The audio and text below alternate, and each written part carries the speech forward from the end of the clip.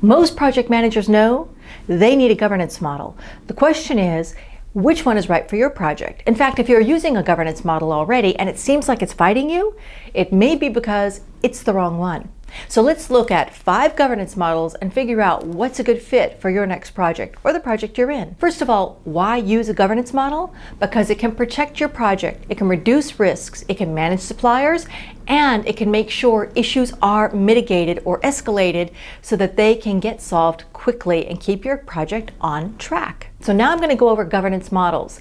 These are the formula for a governance, not the actual implementation of the governance. If you want to know about implementation of the governance, check out this video. Project Governance Model 1.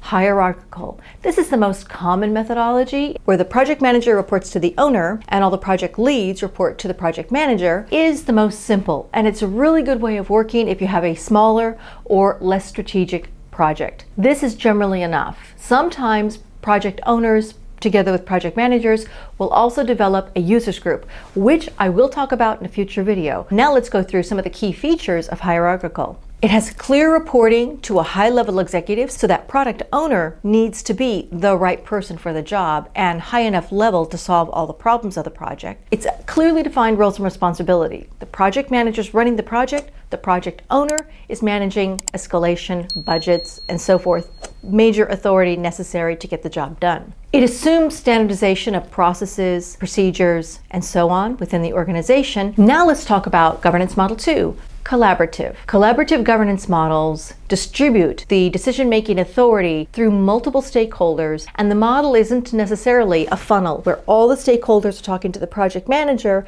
and then the project manager is talking to the project team.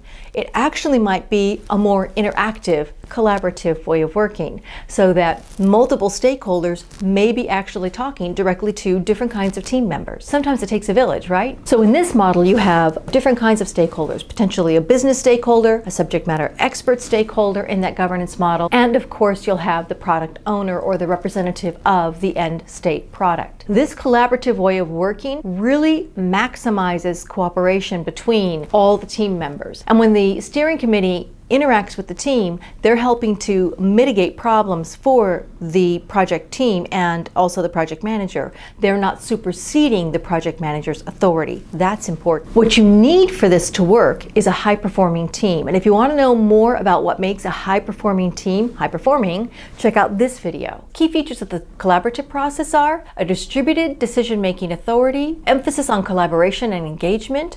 A project manager is part of the governance body. That works best and collaborative, so the project manager actually knows when the parts of the steering committee or governance body are going to be talking to their team, and where the approach to project management needs to be flexible and adaptable. Maybe you don't know everything about your final product and you're figuring it out as you go.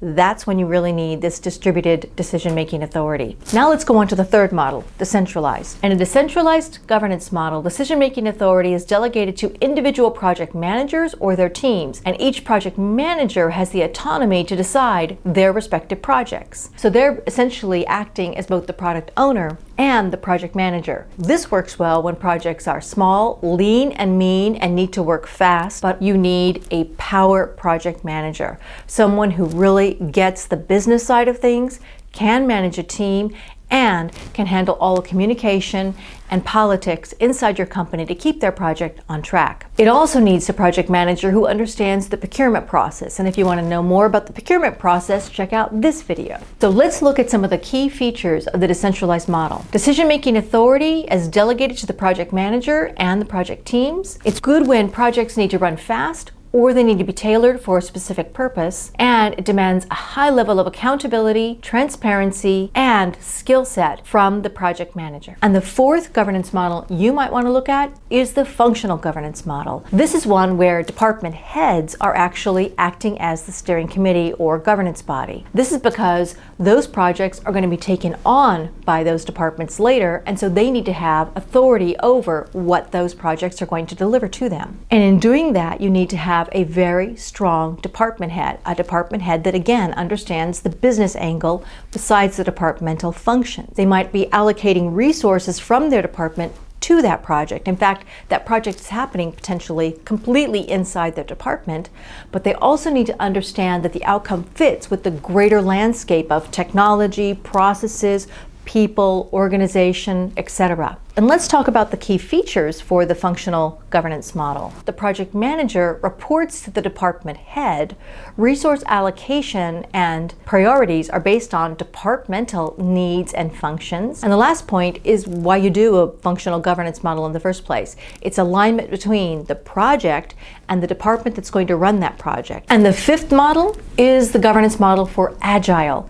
Now, of course, we know that Agile has its own way of working, has its own general governance model where you don't have a project manager, you have a scrum master, you don't have a hierarchical team leads and team members, you just have team functions. And in that way, you also might need a steering committee still.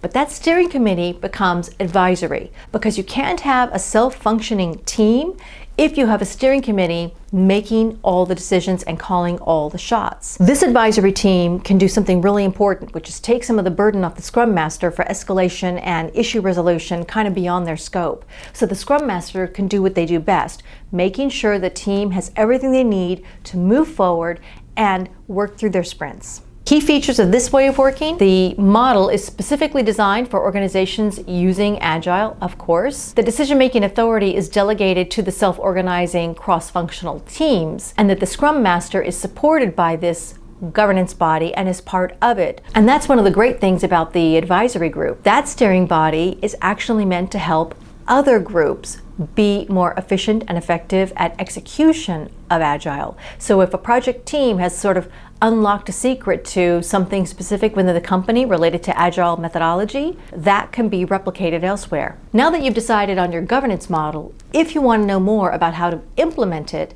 check out this video if you're doing a governance model for your project, and this one if you're doing a governance model for your supplier. And I'll see you next time on ProjectSkillsMentor.com. Bye-bye, everybody.